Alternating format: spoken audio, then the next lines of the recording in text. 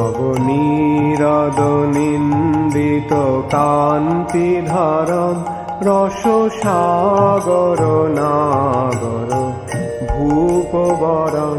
हरे कृष्णा, दंडवत प्रणाम। हम लोग श्रीमद् भागवतम के तीसरे स्कंद में हैं, 24वां अध्याय चल रहा है। आज हम लोग श्लोक संख्या 43 से कंटिन्यू करेंगे 47 तक, 47 तक। श्रीमद् भागवतम 3.24.43 to 47, 43 नंबर श्लोक। मनो ब्राह्मणे युञ्जानो मनो ब्रह्मणि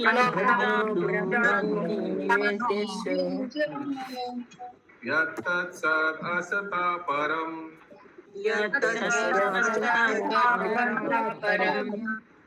गुणावाभासे द्विगुणा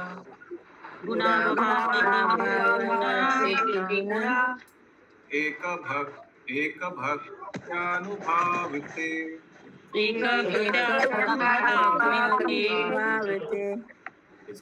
अनुवाद। उन्होंने अपना मन पर ब्रह्म पूर्ण पुरुषोत्तम भगवान में स्थिर कर दिया, जो कार्य कारण से परे हैं, जो भौतिक प्रकृति के तीनों गुणों को प्रकट करने वाले हैं, किंतु वे स्वयं उन तीनों गुणों से अतीत हैं और जो केवल अटूट भक्ति योग के द्वारा देखे जा सकते हैं। ओके, सो अभी कर्दम मुनि चले गए जंगल में, ओके, और वहाँ योग साधना, अभी ये भगवान का भक्त है तो इनका योग साधना भी डिवोशनल सर्विस जैसा है, नॉट ऑर्डिनरी मंडेन योगी जैसा।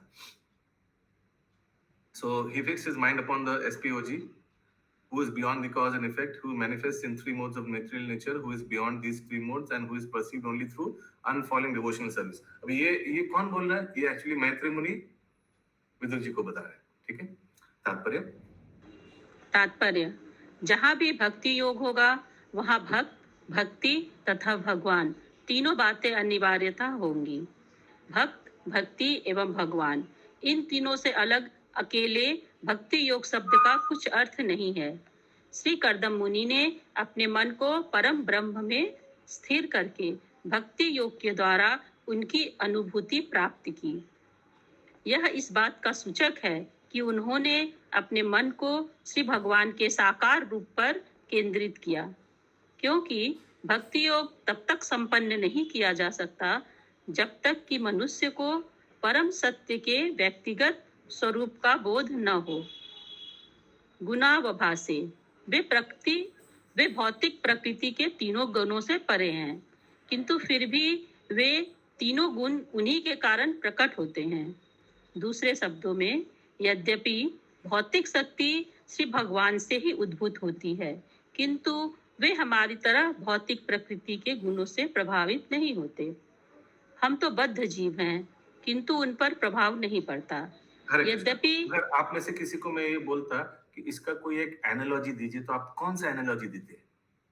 कि भगवान ही ये तीन गुणों का उद्गम है, सोर्स है, बट भगवान इसमें उलझते नहीं है। So if I ask for any analogy, given analogy, तो आप किनको देते? कौन सा एनालॉजी देते? ओके, हिरण्मय गौरांग प्रभु एक एनालॉजी देंगे, और कोई? ओके, यस, हिरण्मय गौरांग प्रभु बताइए। जैसे राजा है, राजा का जो नियम कानून सबका ऊपर लागू होता है, लेकिन राजा के ऊपर नहीं।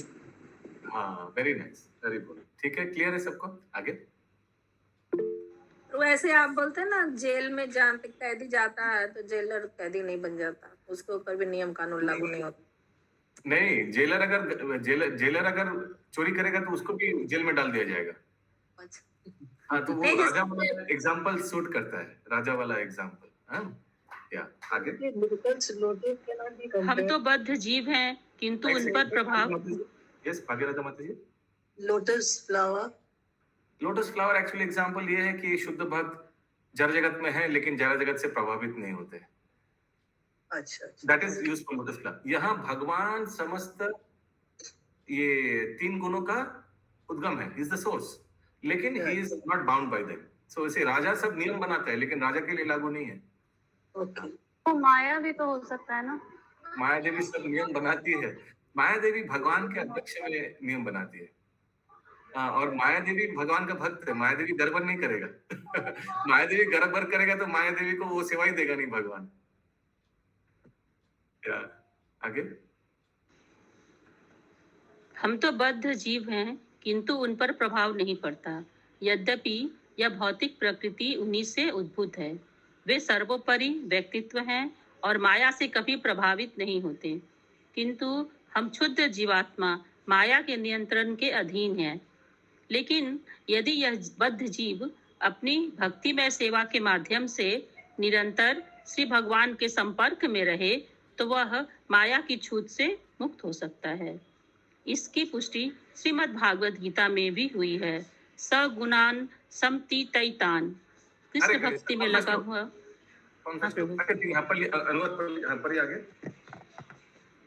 कृष्ण भक्ति में लगा हुआ व्यक्ति तुरंत ही भौतिक प्रकृति के तीनों गुणों के प्रभाव से छूट जाता है। अर्थात यदि बद्ध जीव भक्ति में सेवा में प्रवृत्त होता है तो वह श्री भगवान की भांति मुक्त हो जाता है। सगुणान समतीता माम यो व्यभिचारिण माम यो व्यभिचारिण भक्ति योगेन सेवते सगुणात् समितैता ब्रह्म भूयाय कल्पते। In other words, once the conditioned soul engages himself in devotional service, he also becomes liberated like the Lord. Any question? Nirahang kritir nirmamascha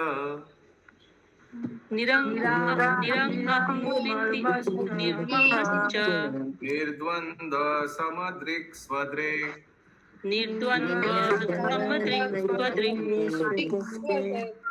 प्रत्यक प्रशांत धीर प्रशंतोर्मीर इवो दधी।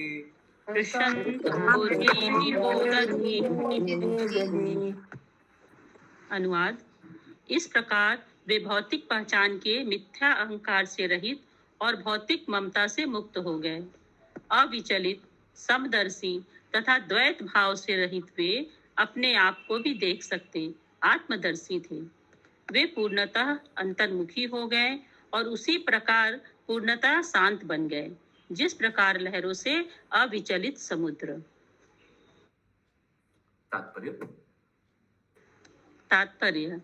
जब किसी का मन पूर्ण रूपेण कृष्ण भक्ति में मग्न हो जाता है और वह पूर्णतया श्री भगवान की भक्ति में सेवा में लगा रहता है तो वह लहरों से अविचलित समुद्र के समान हो जाता है। श्रीमद् भगवद गीता में भी यही उदाहरण दिया गया है।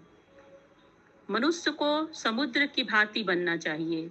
समुद्र में लाखों नदियां आ मिलती हैं, हजारों टन जल भाप बनकर बादल बनता है, फिर भी समुद्र अविचलित रहता है।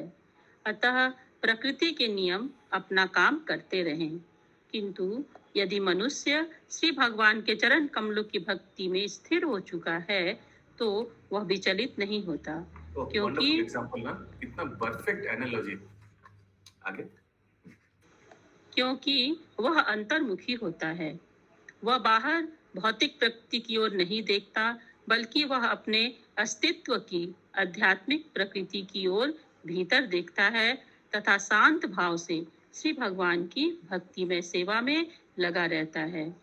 इस प्रकार वह पदार्थ के साथ असत्य पहचान स्थापित किए बिना और भौतिक वस्तुओं के प्रति आसक्ति के बिना अपनी आत्मा का अनुभव कर लेता है। ऐसा महान भक्त कभी अन्य प्राणियों से उलझता नहीं, क्योंकि वह सभी को आध्यात्मिक दृष्टि की भूमिका से देखता है। वह अपने आप को तथा अन्य प्राणियों को वास्तविक रूप में देखता है। हरे Krishna. He sees himself and others in the right perspective. वासुदेवे भगवते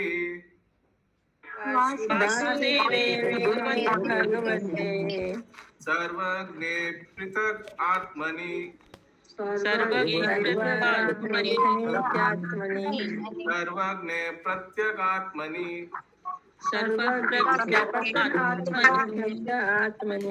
परेण भक्ति भावेन लब्धात्मा मुक्त बंधना। लब्धात्मा मुक्तबंधनम्। अनुवाद: इस प्रकार वे बद्ध जीवन से मुक्त हो गए और प्रत्येक व्यक्ति के भीतर स्थित सर्वज्ञ परमात्मा भगवान श्री वासुदेव की दिव्य सेवा में तल्लीन हो गए। तात्पर्य: जब कोई श्री भगवान की दिव्य भक्ति में लग जाता है तो वह जान लेता है कि व्यक्तिगत आत्मा के रूप में उसकी वैधानिक स्थिति यह है कि वह परमेश्वर श्री वासुदेव का सनातन सेवक है। आत्म साक्षात का अर्थ यह नहीं है कि परमात्मा तथा व्यष्टि आत्मा दोनों ही आत्मा होने के कारण वे सभी प्रकार से समान हैं। व्यष्टि आत्मा के बद्ध होने की संभावना रहती है, किंतु परमात्मा कभी बद्ध नहीं होते।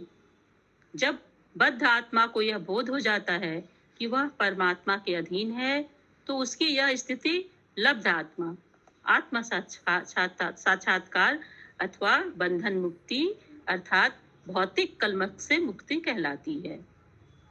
भौतिक कलमश तब तक बना रहता है जब तक वह अपने आप को परमेश्वर के समान मानता रहता है। यह अवस्था माया का अंतिम जाल है।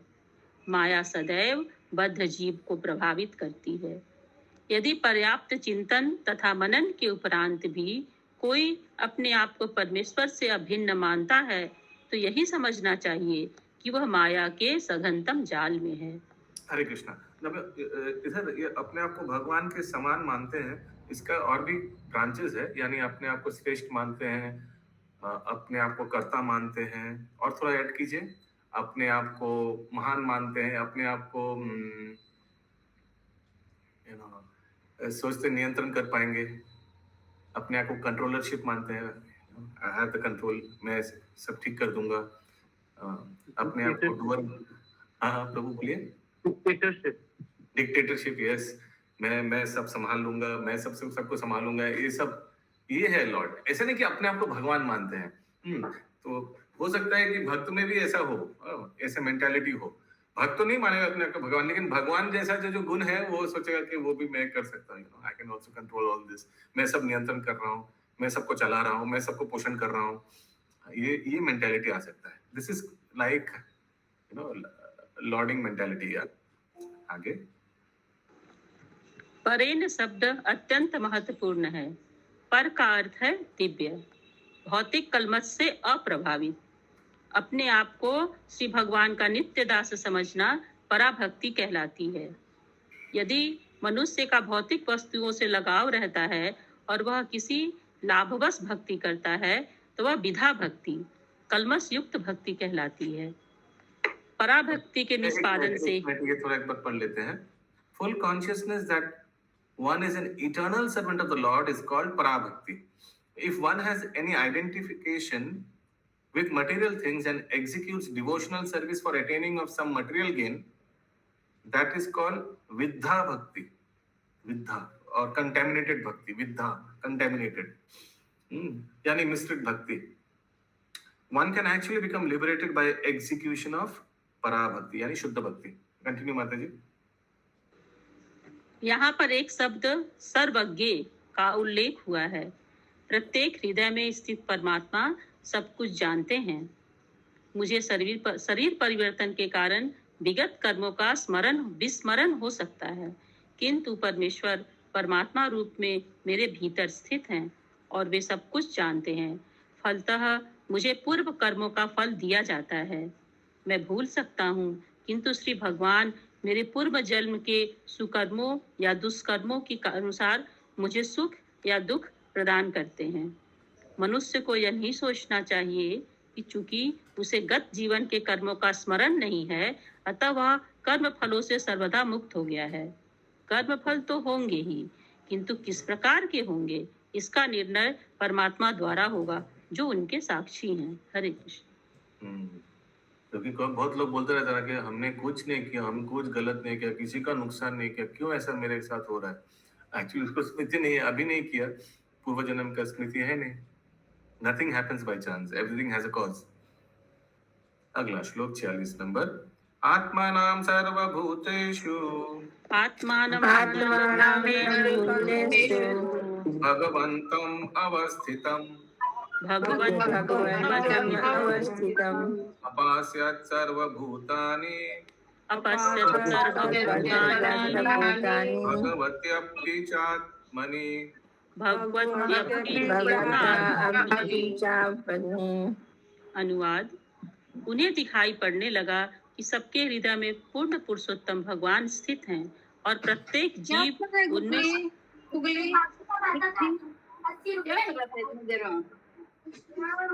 चल रहा था यहाँ। फिर से स्टार्ट कीजिए। विकास है। रत्न हाँ, फिर से स्टार्ट कीजिए। उन्हें दिखाई पड़ने लगा कि सबके हृदय में पूर्ण पुरुषोत्तम भगवान स्थित हैं और प्रत्येक जीव उनमें स्थित है, क्योंकि वे प्रत्येक के परमात्मा हैं। Oh, एक सेकंड।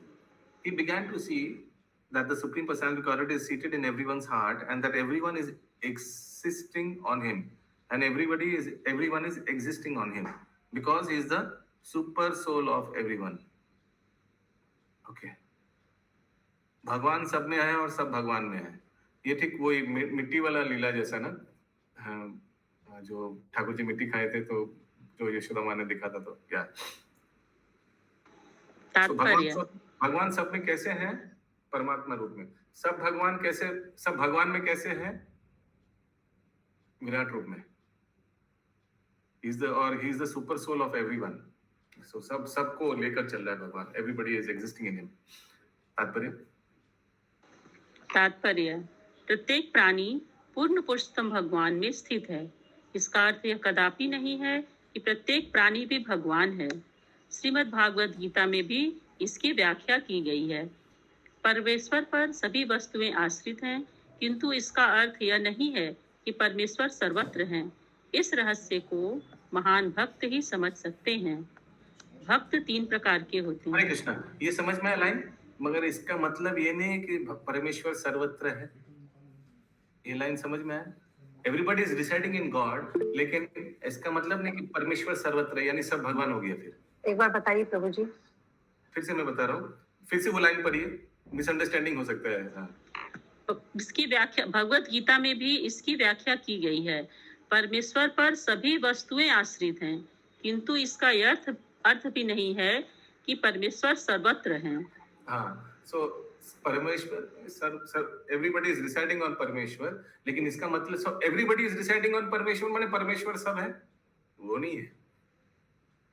ठीक है, क्लियर शशि माता जी? इसका श्लोक हमको याद नहीं आ रहा है। मयि तदम इदम सर्वम जगत अव्यक्त मूर्ति न मत स्थानी सर्वभूतानि, शायद यही वाला श्लोक है। एक सेकंड में एक बार इसका क्या, मत स्थानी सर्वभूतानि, मत स्थानी 7.7। अच्छा, इसका अनुवाद में एक बार देख लेता हूँ। सर्वभूतानि, इसका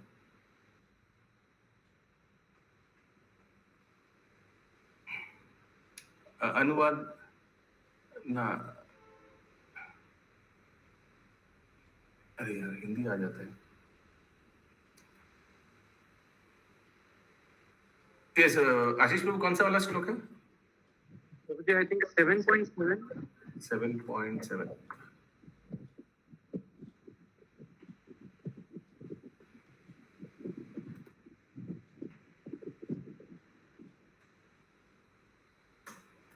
नहीं नहीं नहीं,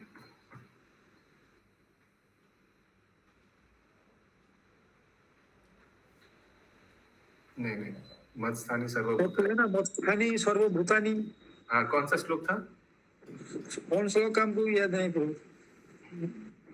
मत स्थानी सर्वभूतानि नौतेषु अहं, ऐसे कुछ है। आप अवस्थित है। हरे कृष्ण प्रभु जी। 9.4 मया ततम इदम सर्वम जगत अव्यक्त मूर्तिः।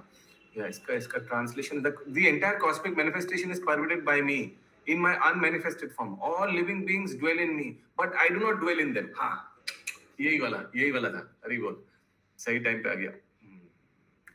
देखिए, इसमें लोगों को गलत फहमी हो सकता है, ये समझना बहुत जरूरी है। हिंदी में बोले प्रभु जी इसका? हाँ बोलिए। यह संपूर्ण जगत मेरे अव्यक्त रूप द्वारा व्याप्त है। समस्त जीव मुझ में हैं, किंतु मैं उनमें नहीं हूँ। लोग बोले अरे अभी आपने बोला परमात्मा रूप में मैं उनमें हूँ, लेकिन वो अलग प्रसंग है। Everybody is in me but I am not everywhere, means मैं सब नहीं हूँ, यानी मैं सब भगवान नहीं, छोटा छोटा भगवान, हम लोग सब भगवान छोटा छोटा नहीं है, हम लोग जीवी है। ठीक है, क्लियर है सबका? आगे ये भी भगवान इस रहस्य ये सही समय पे श्लोक याद आना, परफेक्ट जो मैचिंग है प्रसंग है, ठाकुर जी ये एकदम परफेक्ट मैचिंग वाला यही वाला श्लोक है इसके लिए। या भक्त 3 प्रकार के होते हैं: नौ जिज्ञासु भक्त, मध्यम कोटि के भक्त तथा उन्नत भक्त। नौ जिज्ञासु भक्त भक्ति विज्ञान की युक्तियों को नहीं समझता, वह केवल मंदिर जाकर श्री विग्रह की सेवा करता है।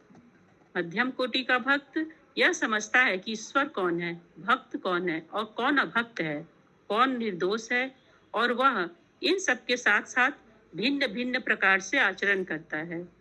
किंतु जो व्यक्ति प्रत्येक व्यक्ति के हृदय में परमात्मा का दर्शन पाता है और जानता है कि प्रत्येक वस्तु परमेश्वर की दिव्य शक्ति पर आश्रित है, वह उच्चतम भक्ति पद पर स्थित होता है। हरे कृष्ण। तो जैसे हम लोग एक दिन डिस्कस कर रहे थे ना, आप में से कौन कौन है जो कभी भी कोई भी जीव को देखते हैं तो उसमें परमात्मा यानी भगवान का उपस्थिति देखते हैं। सोचिए एक सामने से आपका टेबल के ऊपर से एक चीटी जा रहा है, लेकिन आप चतुर्भुज विष्णु को दर्शन कर रहे हैं कि चीटी के अंदर में भी एक परमात्मा है चतुर्भुज रूप में। Very nice. जय शशि माता जी। प्रभु जी, एक लोग ने मुझसे क्वेश्चन किया कि सभी में जब परमात्मा रूप में सभी लोग में हम लोग देखते हैं कि उसके अंदर परमात्मा है, कुत्ता को छूने से आप लोग क्यों नहाने का बात बोलते हैं? हाँ, वेरी गुड क्वेश्चन। सो आप क्या कुत्ता का परमात्मा को छू रहे हैं क्या? नहीं, उसका भौतिक शरीर को छू रहे हैं। जो वो 4 नियम पालन नहीं करते हैं, गंदा जगह में रहता है, तो कुत्ता जो गंदा जगह में रहता है उसके लिए उसका परमात्मा या उसका आत्मा का दूषित होता है? नहीं होता है। क्या दूषित होता है? शरीर। तो उसीलिए उसको हम लोग स्पर्श करने से गंगा स्नान करना पड़ता है या whatever you know etcetera etcetera. ठीक है? प्रभु जी बोले बहुत सारे मनुष्य भी लोग हैं, वो लोग भी गंदा गंदा चीज खाते हैं, जैसे हाँ। मुस्लिम लोग हैं, तो हाँ। उनको भी छूने से क्या फिर हमको नहाना पड़ेगा? उन लोगों क्या? उनको भी छूने से क्या हम लोग को नहाना पड़ेगा? बस में जाते समय, ट्राम में जाते समय उन लोग से टच हो ही जाता है। तो बहुत लोग तो नहाते हैं, उसीलिए हम लोग जो डीटी सेवा में जाते हैं, हम लोग को स्ट्रिक्ट इंस्ट्रक्शन है कि आप लोग मंदिर में आकर नहाकर नया वस्त्र पहन के स्नान करके नया वस्त्र पहन के आरती कीजिए। अगर ये नहीं कर पाए तो अगर आपका पास प्राइवेट व्हीकल बोला जाता है कि अपना गाड़ी है या अपना मोटरसाइकिल है, फिर आप आकर डायरेक्ट पूजा कर सकते हैं। अगर आप बस में आएंगे तो आपका अलाउड नहीं कराएंगे क्योंकि आपको स्नान करना पड़ेगा। ठीक है शशि माता जी? तो क्यों ये बोला जाता है? क्योंकि अगर कोई हमको स्पर्श करेगा, हमारा कपड़ा को कोई स्पर्श करेगा, तो उसका क्या कंडीशन, हम थोड़ी उनसे पूछने जाएंगे सर आपने क्या 4 नियम पालन करते हैं, सर आप क्या स्मोकिंग करते हैं? ये तो संभव नहीं है। कोई भी टच किया अपवित्र हो गया।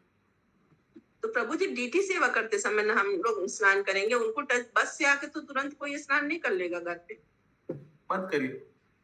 तो आप थोड़ी घर में आकर तुरंत विग्रह मुझसे ये सब क्वेश्चन कोई किया, मैंने भी बोला कुत्ता गंदा चीज खाता है इसलिए उसको टच करने से स्नान किया जाता है। बोले बहुत से मनुष्य लोग भी खाते हैं, यहाँ तक कि गाय भी खाते हैं। तो हम लोग क्या सबको टच खेलते हैं क्या? सबको नहीं करेंगे। हो ही जाता है तो आकर स्नान कीजिए। हम लोग प्रभु हम लोग तो बाहर से आके कपड़ा चेंज तो करते ही है ना। हाँ प्रभु जी, अगर हम लोग प्रसाद बनाते हैं भगवान के लिए घर आके और अगर आरती करेंगे शाम को तो नियम है कपड़ा चेंज करने का। अगर सोचिए आप ऑफिस में जाएंगे, बस में टच हो गया तो ये तो कॉम्प्रोमाइज है कि आप उसी को लेकर चल रहे सारा दिन, वही शरीर को लेकर। लेकिन इसमें तो कोई संदेह नहीं है कि अगर आप कुछ अपवित्र चीज को टच करेंगे आपका शरीर भी अपवित्र होगा। There is no doubt about it. इसमें तो कोई संदेह नहीं है। अभी व्यक्ति का स्टैंडर्ड के ऊपर डिपेंड करता है कि वो कैसे अपने आप को मेंटेन करता है। हरे कृष्णा प्रभु जी। 8वें स्कंद में है कि जिसके यहाँ कुत्ता रहता है, कुत्ते की पॉटी वो करके तो साफ नहीं करते हैं ना, तो वो जहाँ तहाँ लगा के रहते हैं, इसलिए कुत्ते को छू करके नहीं रहना चाहिए।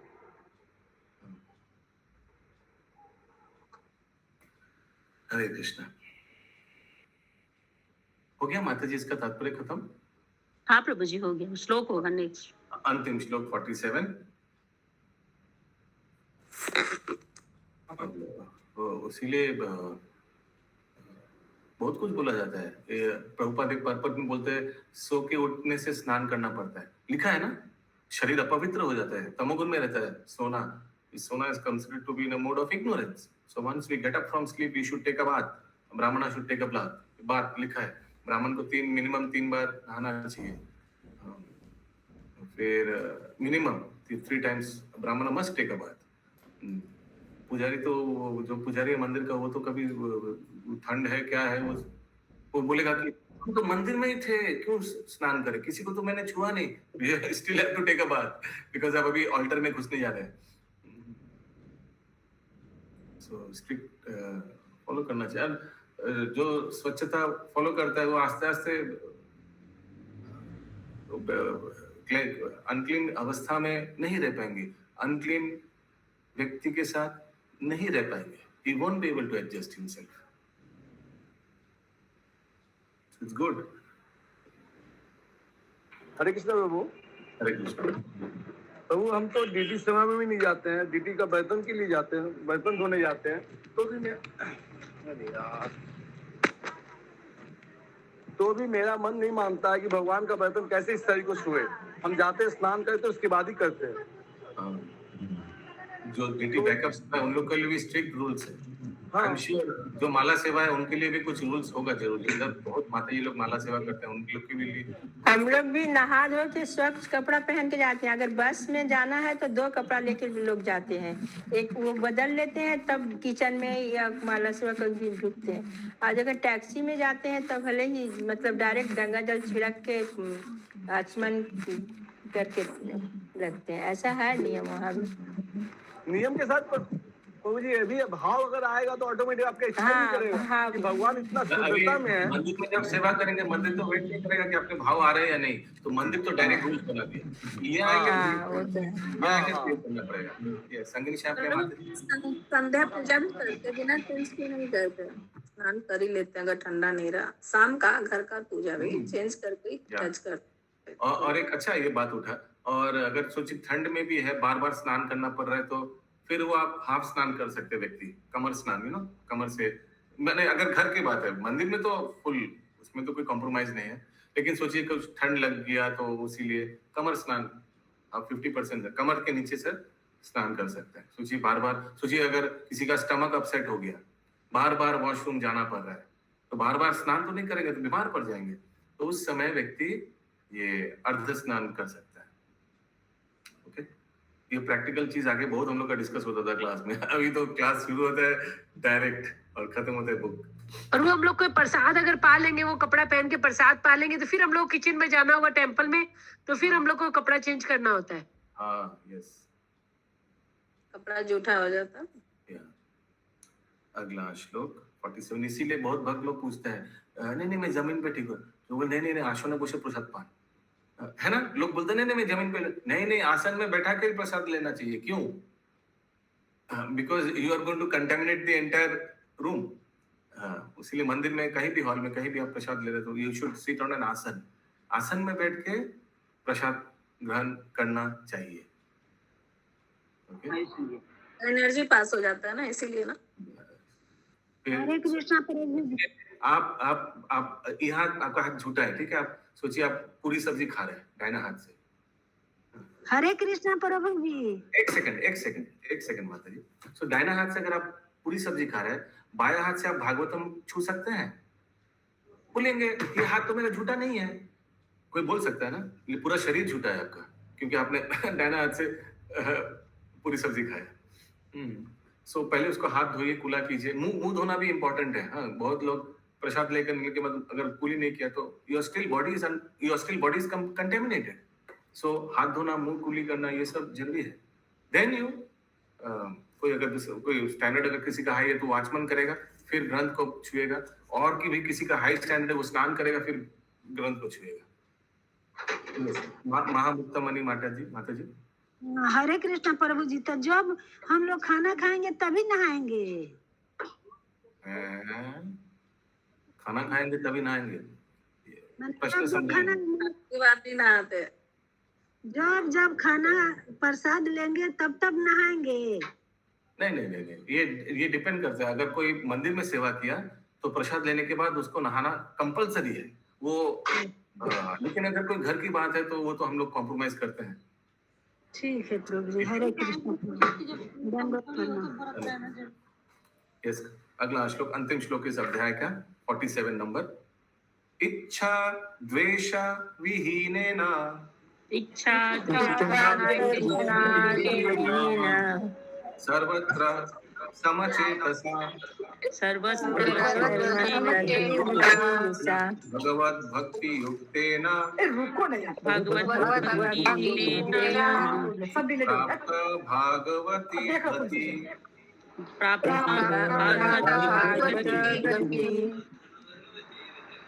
अनुवाद। श्री कर्दम मुनि समस्त द्वेष तथा इच्छा से रहित अकल्मष भक्ति करने के कारण समदर्शी होने से अंत में श्री भगवान के धाम को प्राप्त हुए। तात्पर्य, जैसा कि श्रीमद् भगवद गीता में कहा गया है, केवल भगवत भक्ति से ही परम भगवान की दिव्य प्रकृति को समझा जा सकता है और उन्हें उनके दिव्य पद में समझ लेने पर श्री भगवान के धाम में प्रवेश किया जा सकता है। श्री भगवान के धाम में प्रवेश करने की कौन सा श्लोक है? किनको मालूम है? गूगल हाथ उठाइए, कोई बोलेगा मत।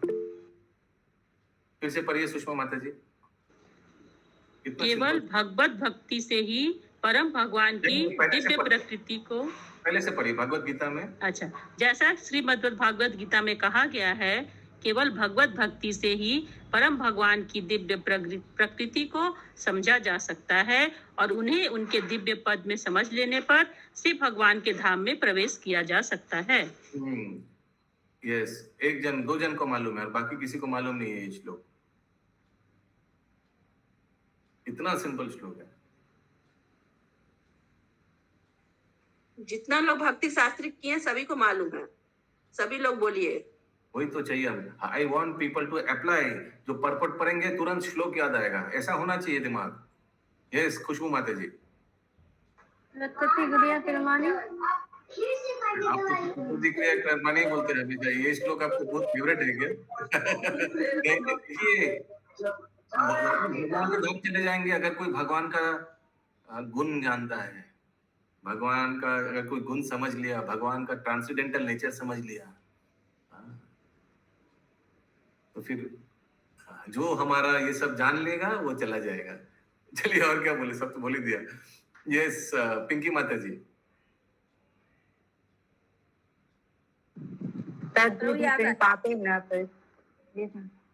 नहीं, वो तो गुरुदेव का श्लोक है। कैसे गुरु का सेवा। यस, हाँ बोलिए संगिनी श्याम प्रिया माता। 4.9 है प्रभु। जन्म कर्म चा में दिव्याम यो हरि बोल, हरि बोल।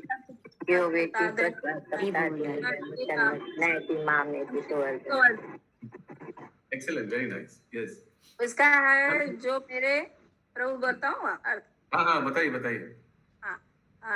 कृष्ण भगवान बोलते हैं, हे अर्जुन, जो मेरे आविर्भाव और तथा मेरे दिव्य कर्मों के बारे में जान लेता है और वह इस शरीर को छोड़ने पर पुनः भौतिक संसार में जन्म नहीं लेता, वह मेरे भगवत धाम को प्राप्त होता है।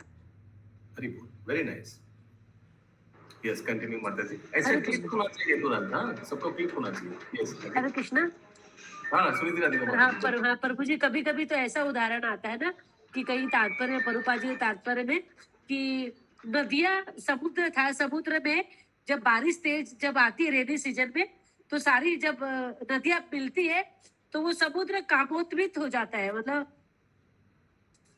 काम वासना से मोहित हो जाता है, वो विचलित हो जाता है। ये तो कभी हमने सुना नहीं। 10वां नंबर इसका ये वाला एनालॉजी। समुद्र विचलित हो जाता है। पर वो आज आप बोलेंगे तो हम आपको श्लोक बता देंगे। 10 नंबर अध्याय का 3रा नंबर बुक में है। 10 इसका 33 स्कंद में। निकाल के बताइए, पेस्ट करिए। अच्छा, अभी खोल रहे हैं। अच्छा, प्रभु करोड़ से हाँ वो बोल रहे हैं। हाँ, ये प्रश्न और बोल रहे हैं कि समुद्र विचलित हो जाता है। और फिर ऐसा इसमें तो हुआ कि समुद्र विचलित नहीं हुआ, अभी आज जो 44 नंबर श्लोक है ना उसमें आया कि सही समुद्र बोला, विचलित। सही बोला।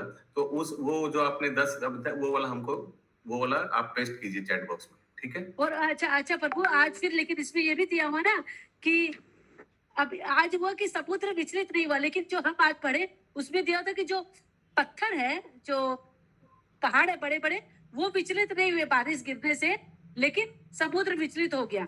ठीक है, ये वाला आप थोड़ा पेस्ट कीजिए चैट बॉक्स में। अच्छा ठीक है। तो दुई 70 जो है, दुई अध्याय में 70 नंबर जो है वो भी तो यही बोलता है, अपूज्यमान अचल प्रतिष्ठम समुद्रम आप प्रविशन्ति कुछ फाइन डिफरेंस होगा तत्व में, कुछ फाइन डिफरेंस होगा तत्व में, दोनों एक नहीं होगा। हाँ, वो फाइन डिफरेंस वो एक सेकंड माता जी, एक सेकंड। वो फाइन डिफरेंस पढ़ने के लिए दोनों हाथ का सामने रहना चाहिए, ठीक है? ये तो हाथ का सामने है 44 नंबर, आप जो बोल रहे हैं उसको सामने लाइए, फिर कंपेयर करने में मजा आएगा, ठीक है? यस, संगीत श्याम पे माता जी जब बोलिए। ये तो कल मैं ये वाला होली पुस्तक का कर रही थी, उसमें मतलब 2 नंबर अध्याय में तो हम पढ़े कि मतलब सागर जो है, सागर में अनेक सारी नदियां आके मिलती हैं, पर वो विचलित नहीं होता, उससे टनों टन वाष्प वो अलग एनालॉजी है। सागर में समस्त नदियां आकर मिलती है, वो अलग एनालॉजी अलग है, वो प्रसंग अलग है, वो तत्व अलग है समझाने के लिए। सागर माने कि जरूरी नहीं है कि प्रभुपाद जब भी सागर को यूज किया है तभी इसी को सागर को यूज किया गया अलग अलग तत्व समझाने के लिए है। तो चलो प्रभुपाद। यस राजीव प्रभु। यस पिंकी माता जी। हाँ बोलिए राजीव प्रभु।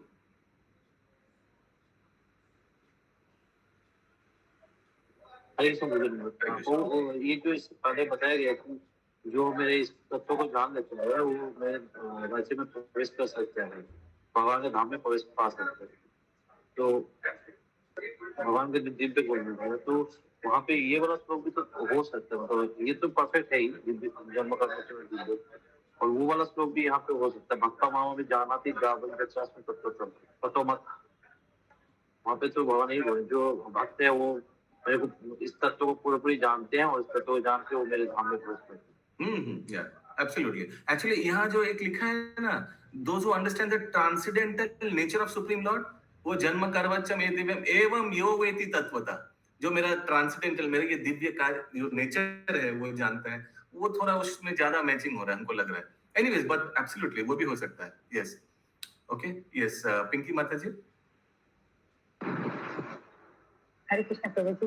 प्रभु जी ये श्लोका तो एकदम अच्छा से लर्न है, बट कनेक्ट नहीं कर पाते प्रभु जी। हो जाएगा, आस्ते आस्ते हो जाएगा, एकदम कनेक्ट नहीं कर पाते हैं अचानक से। हो जाएगा। प्रभु जी अभी बोले क्या, वो कौन से स्कंद का कितना नंबर चैप्टर है अभी बोले कि बाद में? आप बोलिए मत, आप पेस्ट कीजिए, आप पेस्ट कीजिए, उसको कॉपी करके पेस्ट कीजिए, फिर ये हमारा सुविधा होगा समझाने में, समझने में। हाँ नहीं तो आपको पर्सनल प्रभु जी क्लास खत्म होने के बाद आपको पर्सनल नहीं अभी हम लोग डिस्कस कर लेंगे, आप पेस्ट कीजिए बस, काउंट के आगे हम लोग डिस्कस कर लेंगे, ठीक है? अच्छा ठीक। आप गूगल से निकालिए, गूगल से निकाल के उसका हाईलाइट करके कॉपी करके चैट बॉक्स में पेस्ट कीजिए। अच्छा ठीक है, या कंटिन्यू माता जी। श्री भगवान के धाम में प्रवेश करने की प्रक्रिया त्रिपाद भूति गति अथवा श्री भगवान के परम धाम को जाना है, जिससे मनुष्य के जीवन का परम लक्ष्य सिद्ध हो जाता है।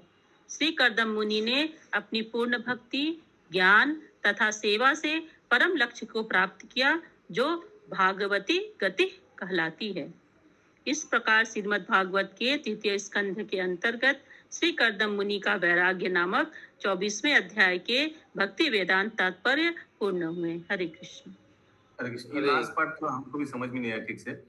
ये ठीक है, भगवान के जो धाम में चला जाएगा, ठीक है, जो भगवान का तत्व जानेगा। फिर लिखा है लास्ट वाला जो सेंटेंस है इस तात्पर्य का, the process of entering into the kingdom of God is त्रिपाद भूति गति, or the path back home, back to Godhead, by which one can attain the ultimate goal of life. Kardam Muni, by his perfect devotional knowledge and service, achieved this ultimate goal,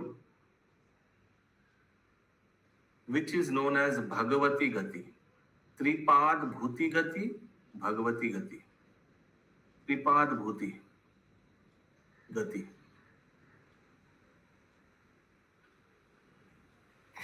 फिर से एक बार पढ़िए हिंदी। हरे कृष्ण प्रभु जी। इसमें लिखा हुआ है कि परम लक्ष्य सिद्ध हो जाता है, और उसमें कह रहा है कि वो लक्ष्य को प्राप्त कर लिए, तो भागवती गति हुआ। माने वो प्रोसेस है, वो त्रिपाद भूति गति हुआ, और जो लक्ष्य प्राप्त कर लिए वो भागवती गति। त्रिपाद भूति गति का अर्थ क्या हुआ? प्रोसेस का अर्थ क्या हुआ? और जो चित जगत है, हाँ बोले चित जगत है। प्रभु जी त्रिपद तो वो हो गया ना, 3/3 भाग, 4 भाग से 3 भाग है ना, 3 जगत, चित जगत। हाँ त्रिपद तो वो हो गया ना, वो जो आध्यात्मिक जगत तो 75% है और 25%। So entering in त्रिपाद भूति तो हाँ 3 times जो स्पिरिचुअल वर्ल्ड है वो 3 times है, करेक्ट, एग्जैक्टली करेक्ट। तो उसीलिए त्रिपाद भूति गति लिखा है। Absolutely, thank you for that Hiranmay Gaurang. Okay, और नीचे लिखा है भगवती गति, यानी डिवोशनल सर्विस करके जो अल्टीमेट गोल अचीव करता है इज नोन एज भगवती गति। Absolutely clear, thank you. Okay, so ये अध्याय खत्म हो गया। या एनी क्वेश्चन? तो मुझे एक बार लास्ट वाला फिर से समझाइए ना, वो त्रिपाद भूति गति वाला। हाँ आशीष का नेटवर्क पे। तो मुझे वो त्रिपाद भूति गति वाला एक बार फिर से समझाइए ना। सो ये हम लोग को मालूम है कि spiritual world, the size of spiritual world is 3 times the size of material world. So material world is 1/4, spiritual world is 3/4, त्रिपाद, इसीलिए 3 times, 3-fold। सो जो व्यक्ति भगवान के ट्रांसेंडेंटल नेचर जान लेगा, भगवत तत्व जान लेगा, वो भगवान के धाम यानी त्रिपाद गति प्राप्त होगा उसका।